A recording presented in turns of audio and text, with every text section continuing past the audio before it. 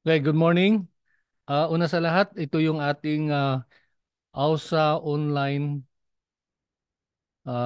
training tools, no? Yung learning tools na ginagamit natin, I would like you to be familiar ano yung ginagawa natin at papaano ninyo ma-access, no? Yun yung ano natin para pagka nagbigay ako ng assignment or katulad ng sinasabi ko pagka nagkaroon na tayo ng quizzes, alam nyo na po paano nyo i-access yung ating mga site. Una sa lahat, ito yung ating AUSA online school website. Paano ito ma-access? Ma-access nyo ito sa pamamagitan ng pag-key in ng www.ausaonlineschool.com. Now, if you like to ask information about yung mga requirements natin sa licensure, requirements sa DOH, pwede nyo itong tingnan, no? Sa courses, dito sa courses, i-check niyo yung 2024 na LMT training. And then makikita nyo rin yung mga requirements, makikita nyo rin dito yung anything about your trainers, and then even yung libro na ginagamit natin na naka-PDF file. Kaya yung mga lectures na gagawin natin habang inaantay pa natin yung mga material, yung mga libro na may papadala ko sa inyo, and then to follow na yun, dito nyo makikita, no? Makikita nyo dito sa page na to. Ang pangalawa, yung Zoom. Ito na yung ginagamit natin, no? Sa Zoom, katulad ng binanggit ko sa inyo, sa Zoom natin, if there are times na nakamute ako, pwede niyo ako i-chat, no? Malalaman ko naman pag may message kayo at habang nagsasalita ako, tinitingnan ko at binabasa ko rin. Ayun po yun, ha? And then, the next one is ito yung ating Mentimeter. Yung ginagamit nating slide presentation is what we call as the Mentimeter or menti.com. Pagka mapansin niyo yung mga emoticons na katulad nung ganito sa ating pong sa ating slide, pwede kayong mag thumbs up, pwede kayong mag heart, no? Pwede kayong mag thumbs down, pero hindi kayo makapag-interact kapag hindi kayo pumasok sa code ng menti.com.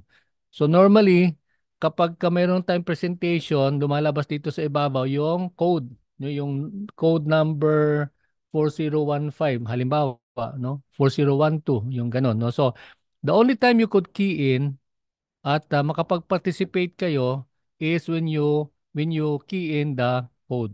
But we will do that later, no? Next is the AUSA official YouTube channel. This is the AUSA official YouTube channel. Hanggat maaari, lahat ng lessons natin, dito natin i-upload. Okay? So dito nyo mapapanood. Kaya ang tulad sinabi ko sa inyo, mahalaga na kayo ay magkaroon ng subscription. I-click nyo yung subscribe button and then i-click ninyo yung notification button para kayo ay notified pagka tuwing may mga bago tayong mga video upload, no? Lalo na sa klase natin.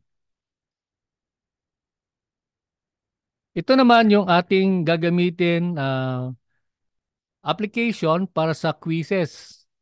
Quizzes sa inyong exams. Dito yan, ha? Okay? Kung may time tayo, magbibigay ako sa inyo ng diagnostic test. Ano to, ha? Ipag sinabing diagnostic test, walang ano yun, walang grade.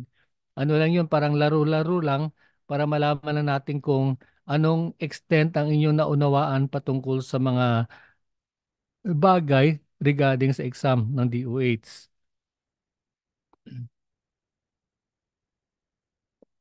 So, ang tawag dito is Quizmaster.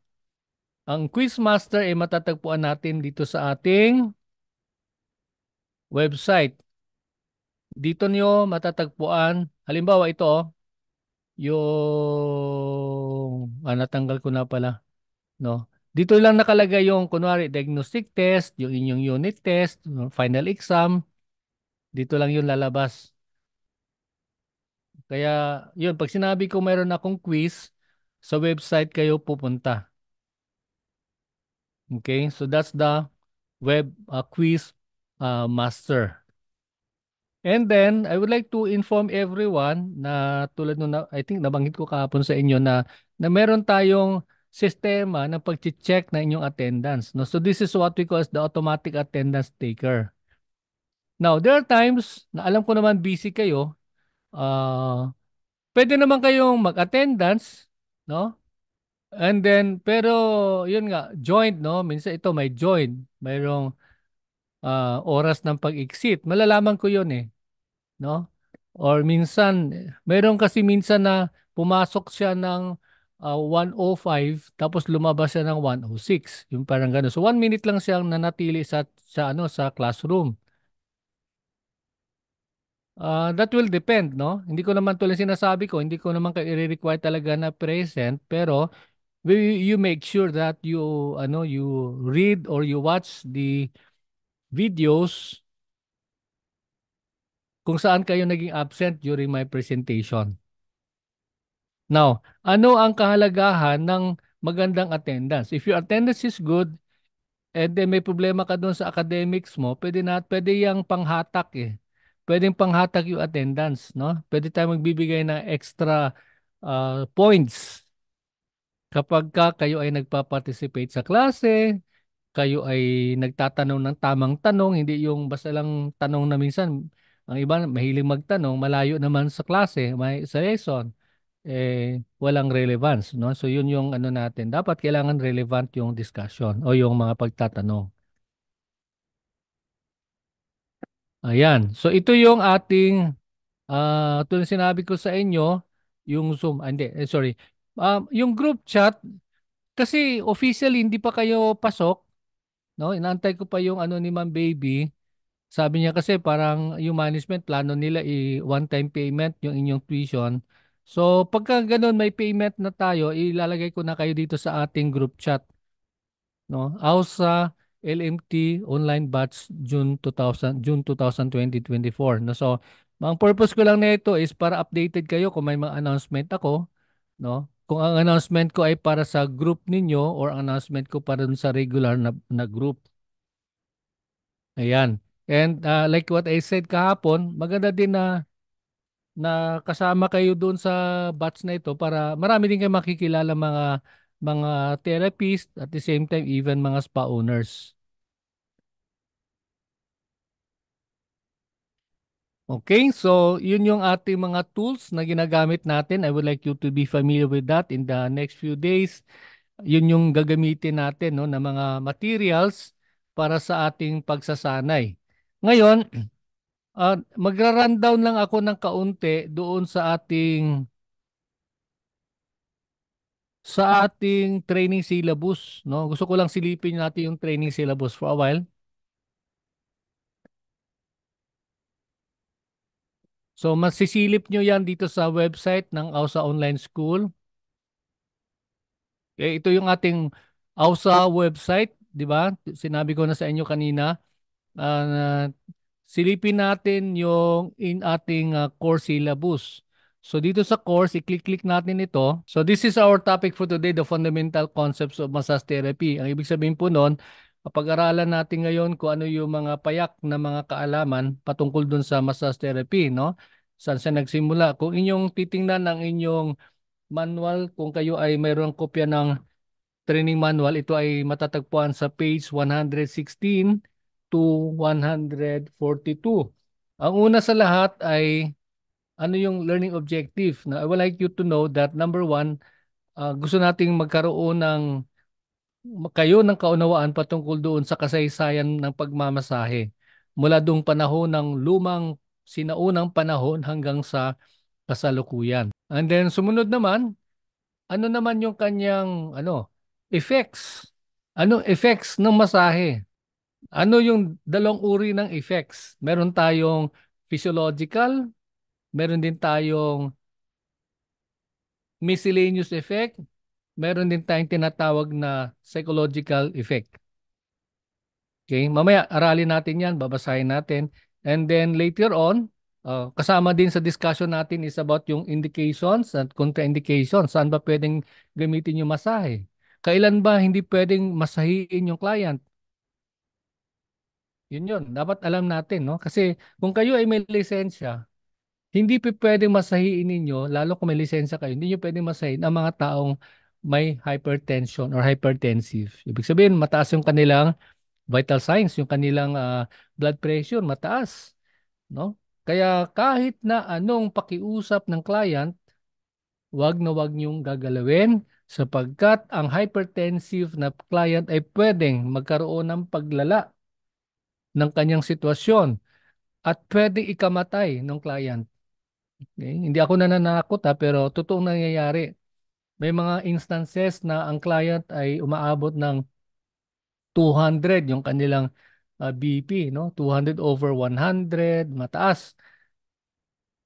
At ang sintomas, masakit na batok. Pag dito masakit, ayun, medyo maalarma na kayo nun.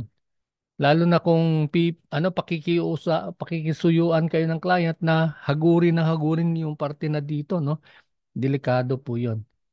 We will discuss about that in detail later on.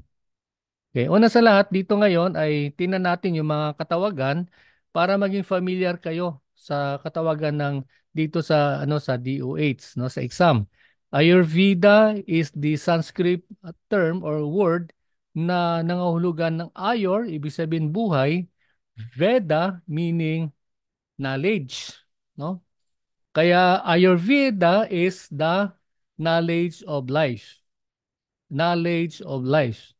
At ang Ayurvedic medicine na sinasabi ay nagmumula sa India no mga 3,000 taon ang nakalilipas. Sumunod, ang salitang contraindication, tanggalin mo yung word na contra, ang natira ay indication which means ito ay highly recommended. So pag sinabi nating highly recommended, sino may sabi noon? Ang DOH, no?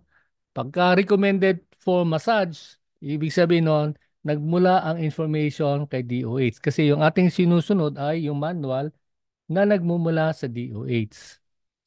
So, pag pumasok yung salitang kontra, that means hindi, bawal, no? Bawal. No? Kaya, yon, contraindication refers to the presence of a disease or a physical condition that renders the manner of therapy undesirable. Hindi po siya nararapat. Then the third word is healing, no? Ibig sabihin no, transformative process of regaining and attaining good health once again. No? Pagkakaroon ng kagalingan, ito yan, tulad sinabi natin kanina, indication, ito ay suitable na therapeutic treatment, suitable na wellness treatment for a given situation or a condition. So, for example, pag sinabi nating massage is co-indicated for insomnia, that means ito ay nararapat, no? Pwedeng gamitin sa mga cases na yung client natin ay mayroong insomnia. Yung panghuli sa slide na ito ay yung massage. Massage is a healing method that applies or encompasses a variety of techniques, primarily using the hands, fingers, forearms, elbows, knees, and feet. Yung definition nito sa manual dapat nyo i-memorize, ha? Memorize ninyo ang ibig sabihin ng massage kasi ang ating hanap buhay ay massage. Maya pag tinanong tayo, anong massage? Ewan ko, hindi ko alam. Hindi pwede yon. Dapat masagot natin. Massage is a healing method that encompasses, no, that applies or that uses a variety of techniques, primarily really utilizing the hands, the fingers, forearms, elbows, knees, and feet. At yung word na massage ay nagmula sa salitang either Arabic word na masa, meaning to touch, to feel, or to handle. May iba namang mga lingwahe, no? Mayroong Greek, mayroong Latin, marami, no? Na maaaring pinagmulan ng salitang massage, no? Pero isa sa pinakamalapit ay yung Arabic word na masa, ang ibig sabihin nun ay to touch, to feel, or to handle. Ayan, no, lumabas na si miscellaneous. Kanina, sinabi natin, ang isang benefit ay matuturing na physiological. Ibig sabihin nun, sa katawan ng tao, effect ng masahe natin, and then maaari din siya may tuturing na miscellaneous kasi ito ay nasa isip, nasa pakiramdam ng ating client. Yan. So, we will dive into that later. Ayan, physiological, nabanggit na natin kanina.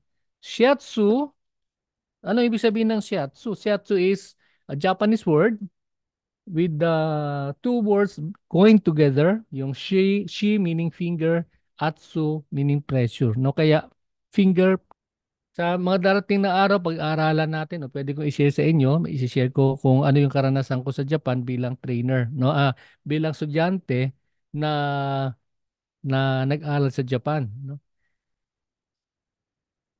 Ako ay kamakailan ay nagtatrabaho sa DOH, and then habang nandun ako sa DOH, ako yung nakatoka na mag-enroll abroad, no? Pinag-aral ako ng DOH para kumuha ng Master in Public Administration na degree. Kaya habang nasa side, on the side, during my free time, nag-aaral din ako paano maging manghihilot. Nag-aaral ako ng shiatsu. Okay? Kaya nga pag uwi ko ng Pinas, sabi ng mga kaklase ko, Benji, ano nangyari sa'yo? Pinadala ka ng DOH sa Japan. Pagbalik mo, naging manghihilot ka na. Ayun. Anyway, wala namang regrets. Masaya naman, okay naman. Okay? Hanggang sa nag-resign na ako ng DOH at ito, full-time na ako ngayon na kasama kayo. Ngayon, talakayin natin yung history ng massage. That's going to be a brief history. Sikapin natin na matapos natin to before mag 2:30. No? Ano yung history? Ano yung kasaysayan ng masahe? Mahaba yan, no? Mahaba yan. Kaya lang, minabuti ng DOH na bigyan lang tayo ng glimpse, bigyan lang tayo ng idea kung paano yung massage sa ibang bansa ay kumilos hanggang sa nakarating sa bansa sa Pilipinas. Yeah, tulad na banggit natin kanina, pag-alaman natin na mayroong tinatawag na Ayurveda, no, Ayurvedic medicine, at ito ay naging kasanayan, naging gawain ng mga Ayurvedic healers. Ika nga, no? 3,000 taon ang And then halos kasabay nito ng yung traditional Chinese medicine ng Japan, ng China, nung the TCM. Ito ay nangyari 200 BC and hanggang sa first century. And then ito ay ang parang pinaghanguan po ng konsepto ng traditional Chinese medicine ay yung Yellow Emperor's Inner Canon na sinulat ni Huangdi Nijing. Huangdi Nijing. Sumunod ay yung massage ay dumapo doon sa Japan. Sometime the 6th century, yung mga pari noon na mga Buddhist pumunta ng Japan, dala-dala nila yon yung ganong klaseng panggagamot sa pamamagitan ng shiatsu. Ang tawag sa kanila noon dati, anma. Anma massage is shiatsu. Ang kagandahan lang ni Anma massage is ito po ay dry massage, walang oil. No? So nagagawa niya yung panggagamot sa pamamagitan ng Anma. Okay? So yun po, dumapo doon sa Japan hanggang yun, dumating ang panahon. I don't know if you've heard of the name Tokuhiro Namikoshi. Tokuhiro Namikoshi came out with a system ng panggagamot, and then pina-approve niya sa gobyerno. Nung na-approve ng gobyerno, naging bahagi na po yun ng healing modality ng Japan.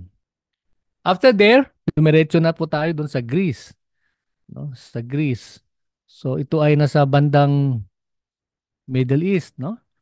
Around BC, may isang mamang nagngangalang Hippocrates. Siya ay isang kilalang physician at siya yung nagpalaganap, no, ng ng modern medicine na sinasabi. Kaya ang tawag sa kanya ay Father of Western Medicine or Father of Modern Medicine. Okay?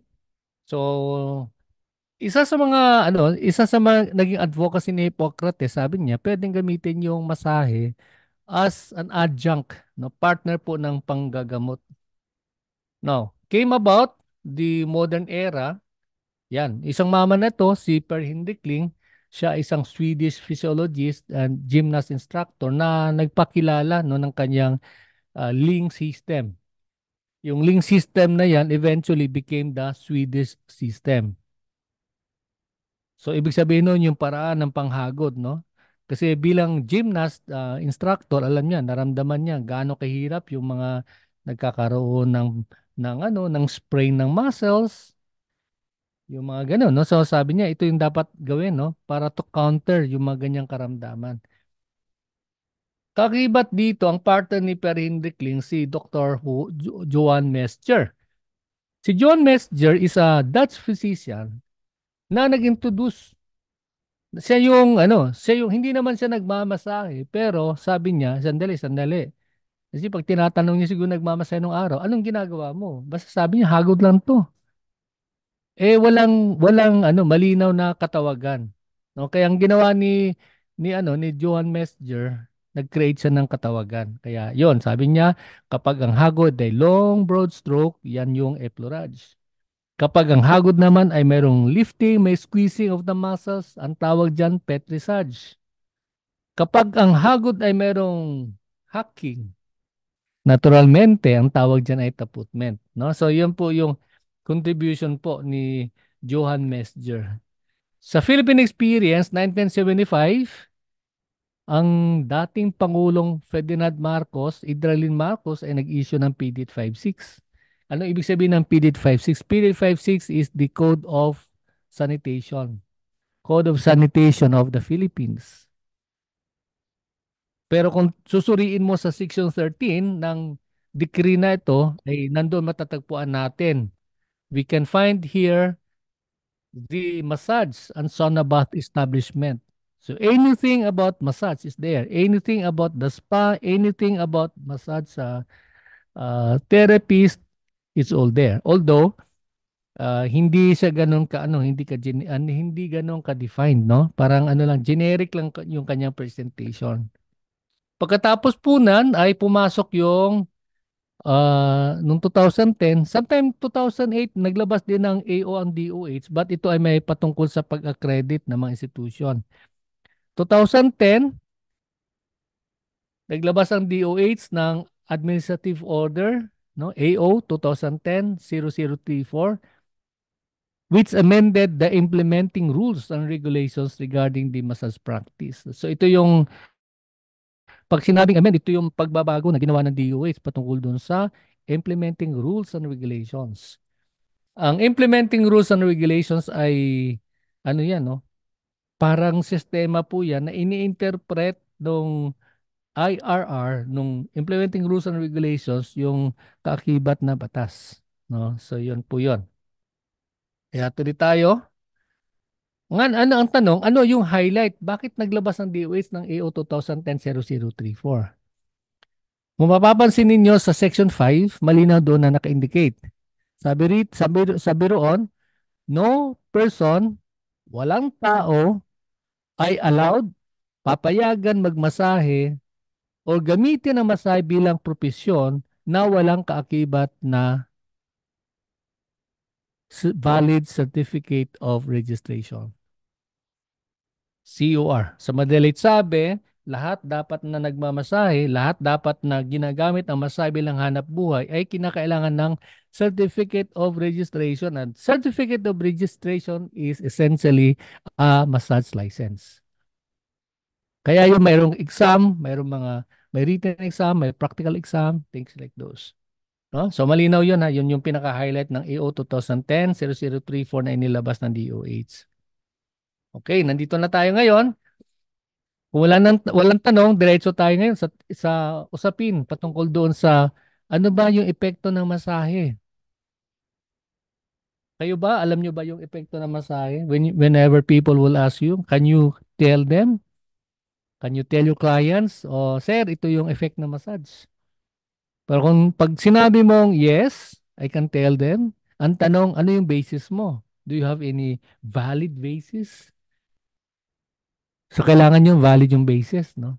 So, dito, pag-aralan natin yung mga epekto sa physiological. Una yung physiological. Pag sinabing physiological, may kinalaman sa katawan. Yung pangalawang part ng ating talakayin ay psychological or miscellaneous effects. Ibig sabihin nun, after ano lang, effect lang yun nung main effect. Yung main effect ay nandun sa physiological, nandito sa katawan ng tao. And then ano naman yung kaakibat na effect, no? Na benefit. So we only have 15 minutes left. Kaya tinan natin no kung ano mabilisan lang. Circulatory system. Pag sinabing circulatory system, it has something to do with the circulation of the blood in the body. The blood flows from the heart. It goes through all the different parts of the body, and then once na na-saturate na, once na na-release na lahat ng oxygen, babalik sa bitbitin ni blood vessel, yung carbon dioxide. Umikot yung dugo, pero ang bitbit niya na ay carbon dioxide. Babalik yan sa heart. Ngayon, sabi rito, kapag tayo nagmasahe ng client natin, ah, pag minasahe yung client, ibig sabihin, nagdadilate yung blood vessels. Yung blood vessel, yung may bitbit ng, okay? So, ito yung mga blood vessel, yung pula na yan, tsaka yung blue. Ito, mga blood vessel, no? Base sa ng DOH sa pag-aaral, yun nga, pagka nagmasahe, minasaheng client, nagda-dilate ang blood vessel. So the word dilate, meaning to say lumuluwag, no? Lumuluwag ang blood vessel. Pag maluwag ang blood vessel, malaya makadaloy ang dugo. Improves blood circulation, decreases the blood pressure, replenishes nutritive materials. Yun po ang nagagawa ng ating masahe. Ayan. So, the next one is the lymphatic system. Ayan, kasama para dito, hindi ko na sa circulatory system, yung pag-remove ng mga waste materials, and then pag-improve ng pulse rates. Ang pulse rates, cycle per minute is 15 to 20, no? Sa isang minuto may 15 to 20 na ikot ng ating yung paghinga.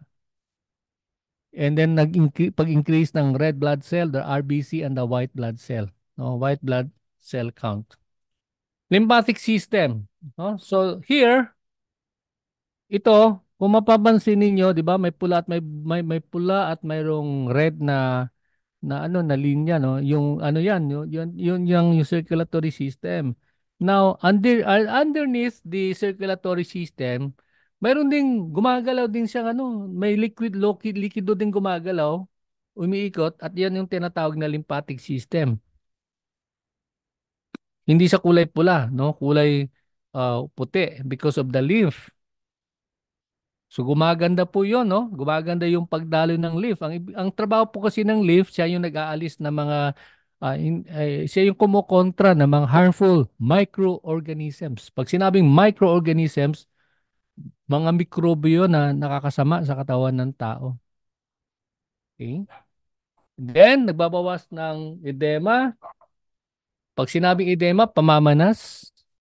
Okay? And then, reduce edema, yung pamamanas. And then, pagka nabawas yung edema, ibig sabihin doon po noon ay nababawasan din po yung bigat ng client. No? So, kung kayo ay heavyweight, magpamasahe po kayo. Pero yun po, pinag-usapan po yung manas. Pagka nabawasan, kasi yung manas kasi sometimes liquid lang po yan eh. No, na kailangang ma-eliminate. Yan, no?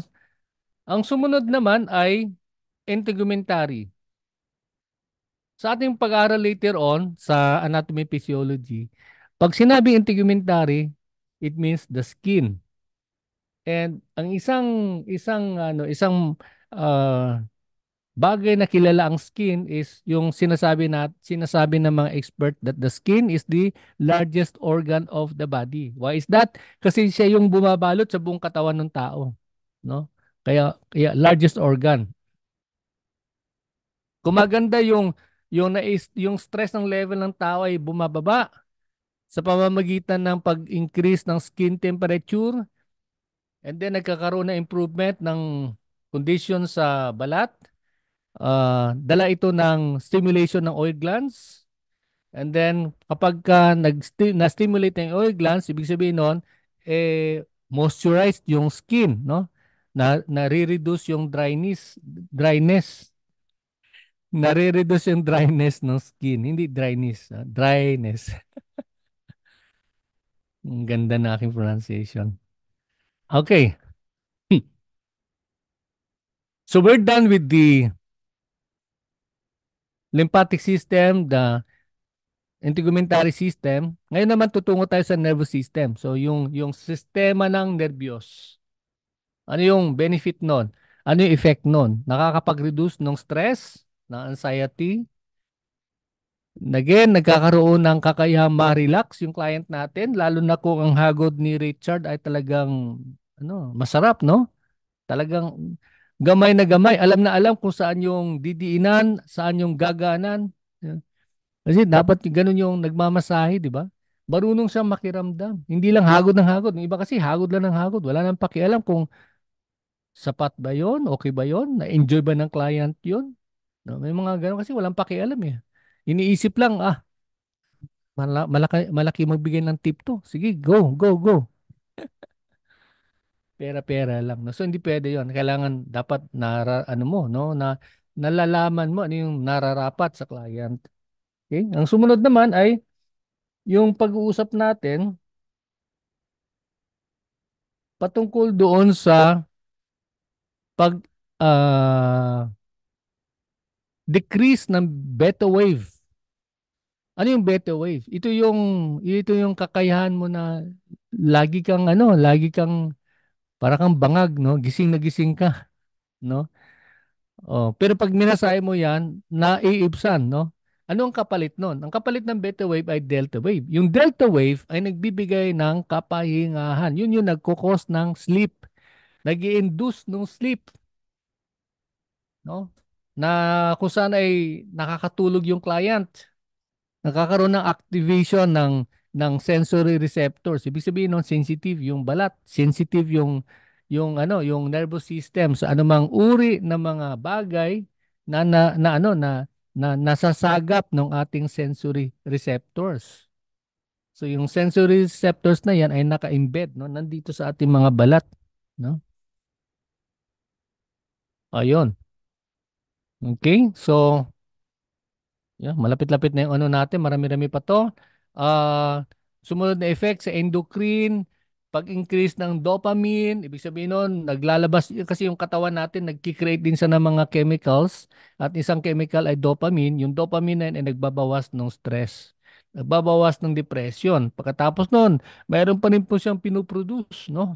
Bawat hagod ni Clara, bawat hagod ni Albert, ni Juan, nag-result iyan sa pag-increase, sa pagtaas ng bilang ng serotonin.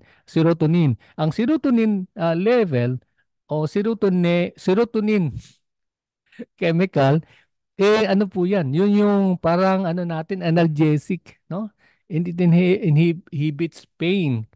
Kaya pagka naibsan yung nararamdamang pain, ayun, hindi na natin kailangang bumili ng mefenamic acid, no, ng analgesic. Okay, sunod tayo, muscular. Ayan, ang paganda, no? Relieves muscular tension, relaxes the muscles, reduces muscle soreness and fatigue, and separates the muscle fibers, no?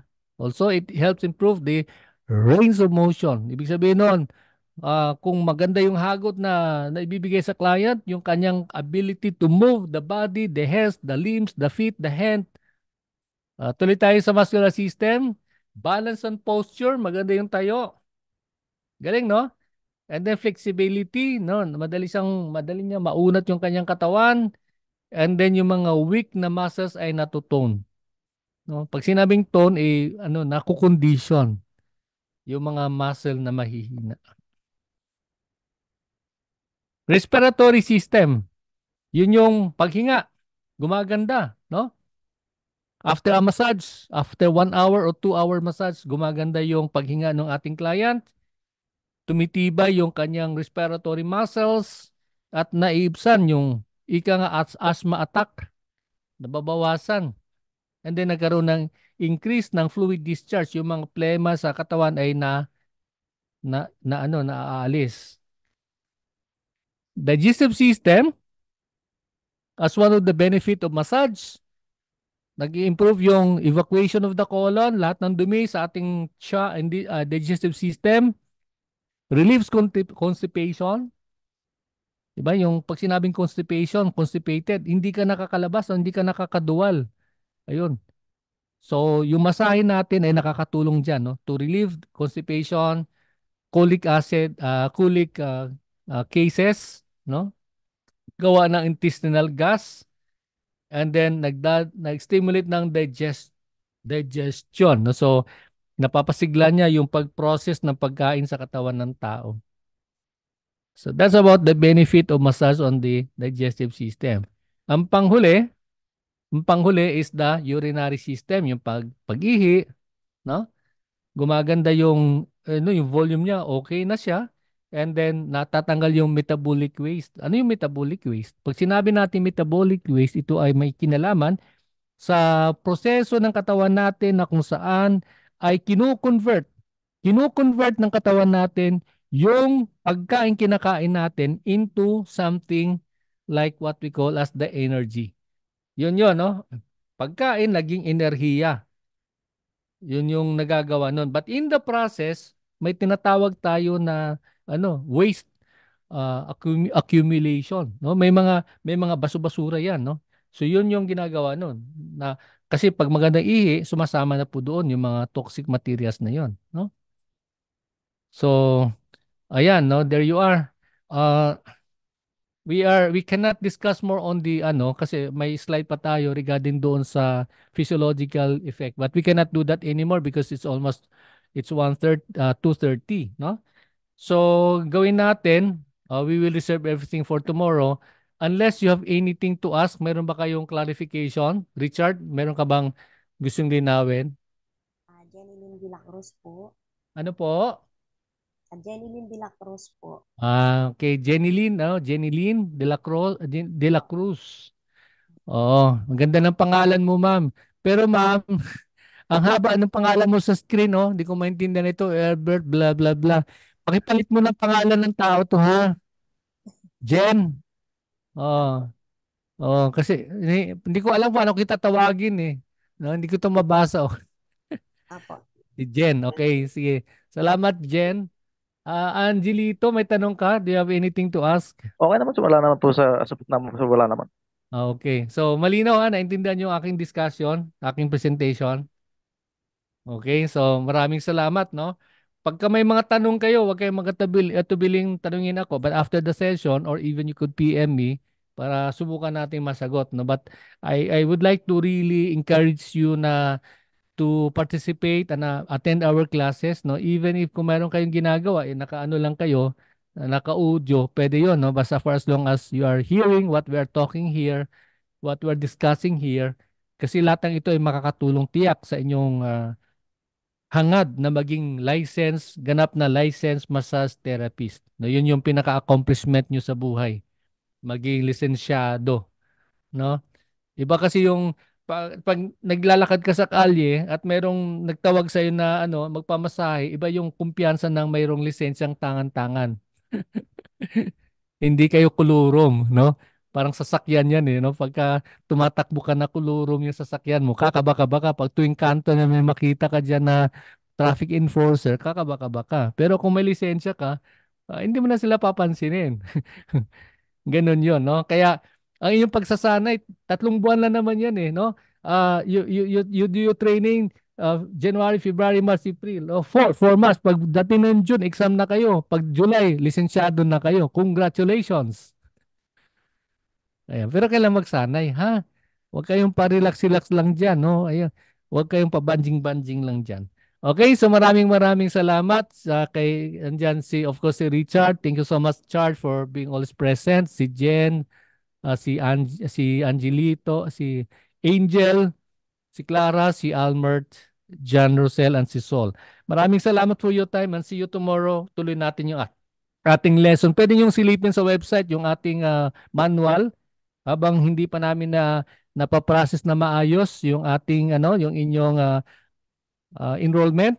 No, yun ang inaantay ko, mag-enroll na kayo pero parang naka-hold pa yata kay True Baby. Tuloy nyo lang and then pwede nyo lang silipin yung website, makita nyo po yung kopya ng ating manual, no? Nandun yung PDF copy ng ating manual.